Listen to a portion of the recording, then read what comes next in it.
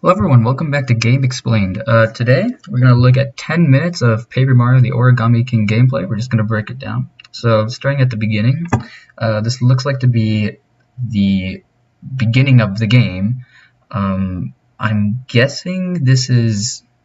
Yeah, no, this has to be after Mario.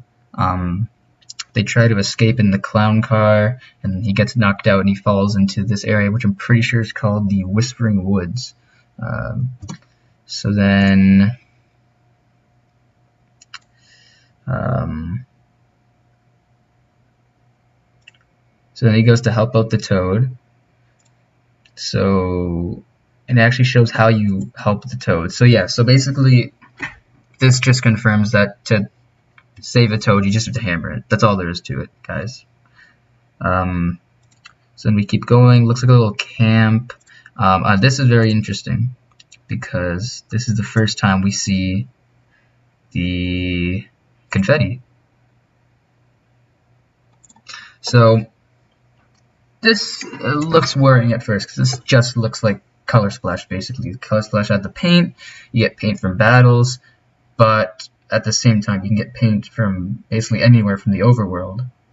So it's kind of like, what's the point of doing battles to get paint if I can just avoid battles and get paint from the overworld? And it seems like they did the same thing here, but with confetti.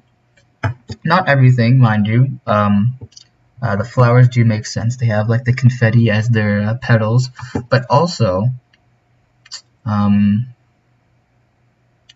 we don't see it here, but later in this video, Mario actually hits the tree and confetti comes out of it.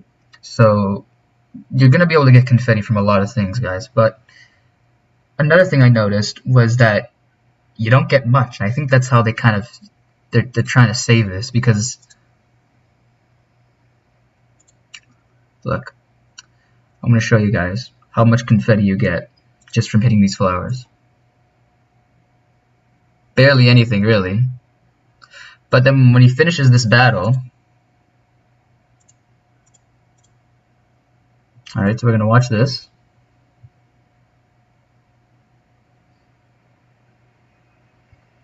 Did you see how much confetti he got from battles?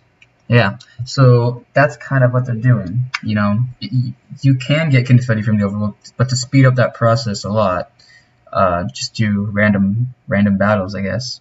And you know what? I'm fine with that. No XP, but a bit more of a different incentive to do battles and a better version of Color Splash, really. So I like that. And this is also the tutorial for battling, so I'm guessing this is literally like the first battle in the game. They just go over the ring moves. I don't think they do sliding yet. They just do spinning. And also, get your boots and your hammers straight from the beginning. Right from the beginning, you have your boots and your hammer, guys. And these guys, infinite uses. But something I did notice is that... Oh, wait, really? Okay. Oh, no, see, yeah. Once you use it, like after Mario used the boots, and he went back... Oh, never mind, okay. I was looking at that wrong. I thought that the boots went away, so I was going to say, okay, see, they don't go away forever, but you can only use them once. But no, that's not the case. So don't worry, no matter what, the boots and the hammer are there to stay in battles. Just need to do a bit more exploring. He uses the confetti to get up here. Very similar to Color Splash. More confetti. There's a Toad in there. He pulls them out. And then let's see. Okay, so this is another interesting thing, guys. So the origami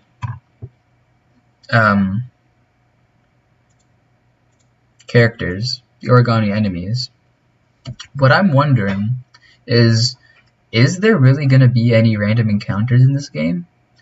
Because the way that they're kind of staging all these things, like even the first battle here, I know it's supposed to be like a tutorial thing, but just the way it kind of happens, if we look at it, he's just on the swing and he comes off, starts chasing Mario, and he tries to get away, and you're just not fast enough. They are just faster than you. So I'm thinking,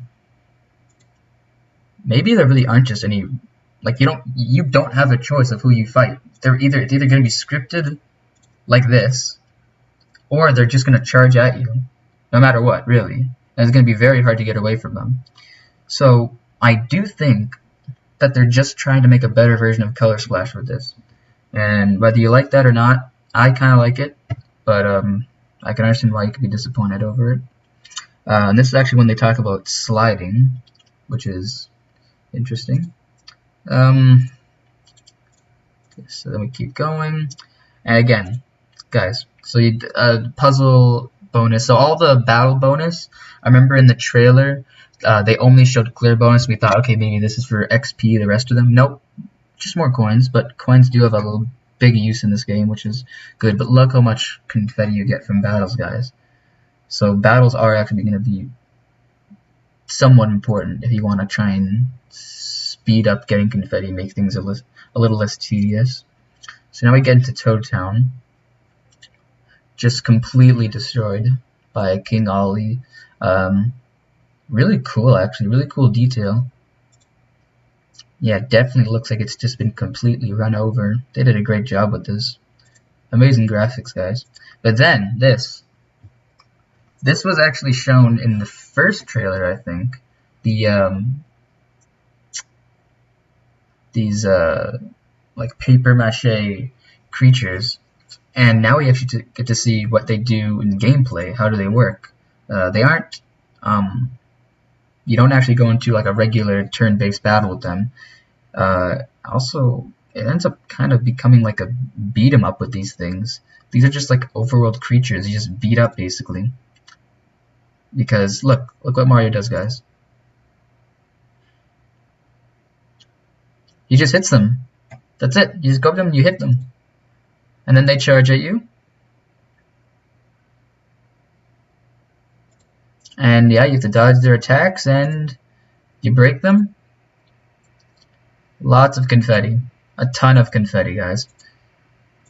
So yeah, I guess the main things to take away from that are just confetti is the new paint, basically. But I think they did it much better in this game than they did in Color Splash. And then this area. This is really interesting. I'm not gonna play like the whole thing, but basically you feed this tree stump something, and then all the trees come alive and they start singing, and then this guy turns into a giant tree. Right here. Well, yeah, you can basically see it. So this is the giant tree. This is the guy that I got this gameplay from, by the way. So if you want to go check him out.